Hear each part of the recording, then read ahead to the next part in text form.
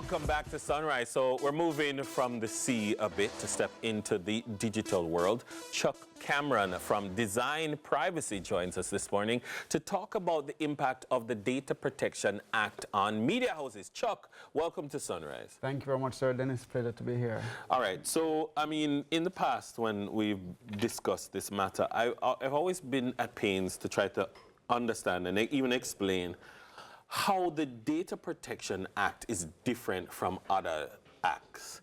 Because most acts say, don't do that, don't do that, don't do that, don't do that, don't do that. But the Data Protection Act kind of says, don't do that, do that, do that, do that, do that.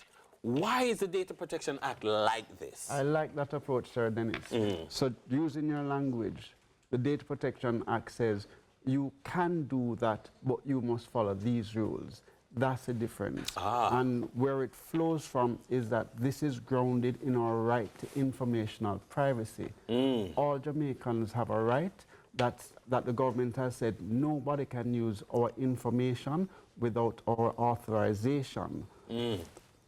That's a constitutional right. The only time you can restrict a constitutional right is when you do so in accordance with a law.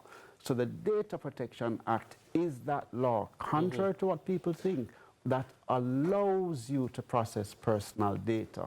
So it's not don't do that. It says you can do that, but you must. Yeah. Okay, but then I have some challenges because media houses, our job is to put out information and collect information and share information. And in the past, sometimes media houses have gotten into trouble for how they've shared information. Media houses collect information. What you're saying to me is that the Data Protection Act mandates any business or entity that collects people's information to handle that information in a particular way. How does the Act impact what media houses do every day?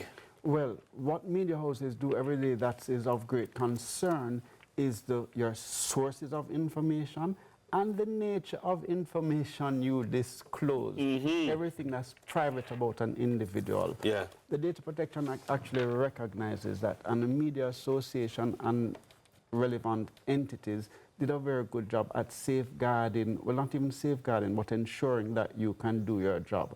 The Data Protection Act actually says you are not bound by the same sort of data processing standards as other controllers, in that you do not have to notify a data subject when you are processing their data. There are a lot of exemptions that you benefit from as a result of being a media house. So the legislation, again, it tells you you must do this, but you can do this, but follow these rules.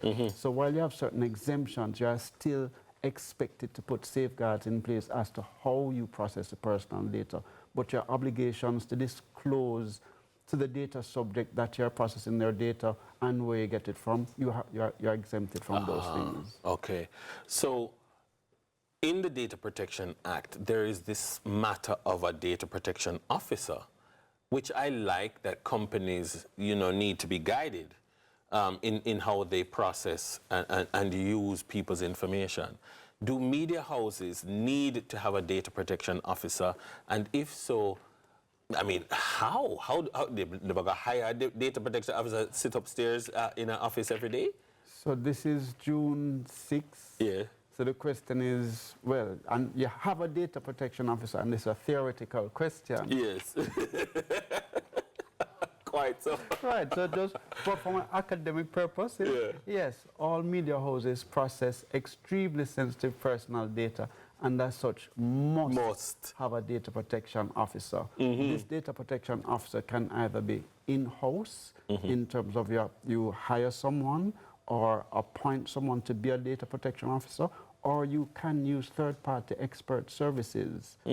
Okay, so you can hire a consultant. Correct. Then. Well, not even a consultant. In this case, you hire someone to act as your DPO. And there's a distinction, because we're at the beginning, there's a distinction between a consultant and a DPO, because a consultant would usually help you set up your data protection compliance framework, where a data protection officer is a statutory position that has a statutory responsibilities to execute.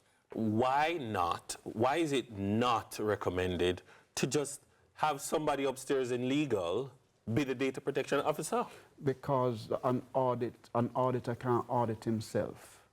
So legal... Even if I have an auditing department? Well, no. You want an external auditor? No, correct. That's why you have external. That's why they exist. Yeah. So legal processes all of the personal data that you process. Anytime it's a sensitive matter, you're going to send it to legal to see if it can be, you can air it without getting in trouble. Right. Who is going to oversee how legal processes that personal data? So you don't want the same people in your legal department being your DPO. You want somebody from outside to give a fresh pair of eyes at what you are doing. Correct. And it's not, we don't want, the law says that there shall not be a conflict of interest. And when you are processing personal data, you can't then be asked to be the oversight as to how you process personal data. Fair enough. Makes sense.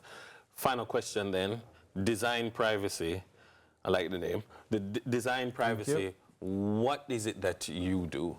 Well, we help data controllers solve their compliance issues. We help companies put themselves in a position to register and maintain their data protection posture.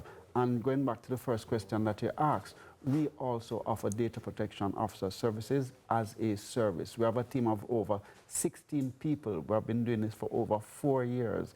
There's no other... From before the act came into... From before the act came into being. There's no other entity in the Caribbean that only does data protection. We do this every day, day in, day out. We're not a law firm on the side. We're not a tech company on the side.